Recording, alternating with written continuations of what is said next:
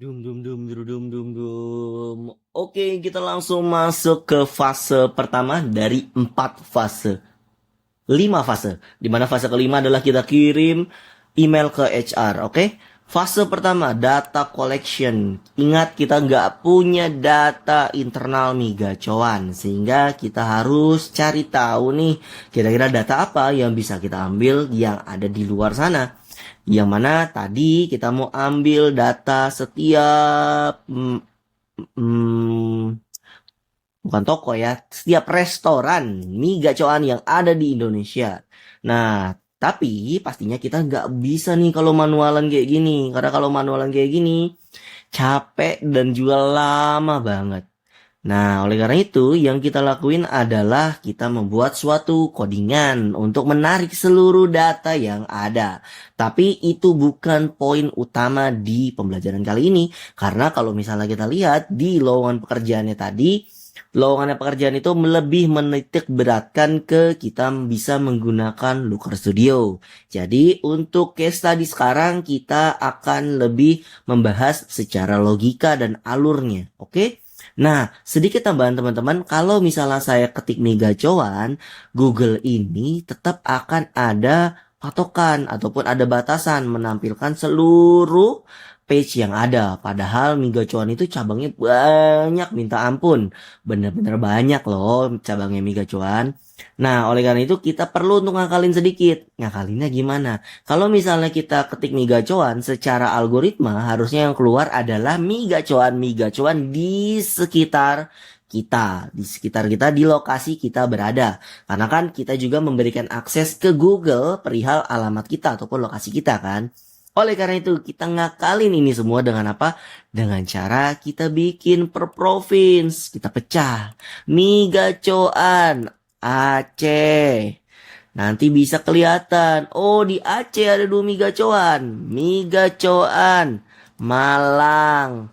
Oh, di Malang gitu ya. Nanti ada beberapa Migacoan ya kan yang ada di Malang. Ataupun di berbagai macam daerah-daerah ataupun provinsi yang lainnya. Oleh karena itu di logikanya kita akan membuat banyak banget list provinsi di Indonesia dan kita akan mengautomate itu semua. Jadi secara alur yang dilakuin adalah oke, cari dong mie gacoan. Cari dia lalu nanti akan mencatat seluruh mie gacoan ini. Lalu nanti mie gacoan Jawa Barat ya kan. Nanti dapat lagi beberapa daerah-daerah di Jawa Barat di mana yang ada mie gacoannya. Oke, kayak gitu ya. Itu step pertama. Jadi kita harus nge-setup dan melakukan strategi terhadap batasan-batasan yang mungkin menghalangi kita dalam mendapatkan data. Yang kedua, menghadapi infinite scrolling teman-teman. Kalau teman-teman sadar ya, kita ini secara penarikan data, kalau saya ketik Miga Coan, itu dia langsung dapat 1, 2, 3, 4, 5. Tapi data di bawahnya nggak kelihatan teman-teman. Kalau, nah kayak gini. Mi Gacuan Tangerang, Cipondo, Mi Gacuan Jakarta Kedoya. Nggak kelihatan. Karena kita perlu melakukan scrolling terlebih dahulu. Oleh karena itu, gimana kalau kita minta mesinnya yang melakukan scrolling? Jadi kita harus tambahin logika, oke mesin, kalau lu udah nyampe ngetik migacoan, dan lu udah tampil sekian, lu scrolling ya ke bawah, oke, nanti dia akan scrolling, sampai nanti suatu titik kita kasih stop. Oke, kalau misalnya udah nggak ada lagi, ataupun sudah sampai beberapa lama gitu ya, beberapa detik misalnya, lu stop aja. Oke, itu logika yang kedua, sehingga kita menangani infinite scrolling, ya kan? Di sini kita bilang oke, kalau misalnya sudah lu scroll dong sampai bawah secara codingannya ngomong gitu. Lalu kita lagi nih ada mengekstrak nama dan URL setiap cabang. Oh, kelewatan teman-teman. Di sini kita juga ada codingan yang menangani untuk melakukan pengklikan ke page berikutnya. Nah, jadi sampai dia bawah banget, kalau sudah sampai bawah banget dia akan ngeklik klik kayak gitu. Lagi diulangi lagi, tarik data sampai mentok. Oh, nggak ada lagi nih. Bisa gua scroll gak? Bisa, scroll. Oke, tarik data. Scroll lagi, scroll. Sampai bawah, oh mentok, nggak bisa di-scroll lagi. Ada nggak button untuk ngekliknya? Kalau ada tolong diklik, kalau nggak ada, oke, sampai situ aja. Nah, itu secara logika yang dilakuin oleh codingan yang ini juga, oke?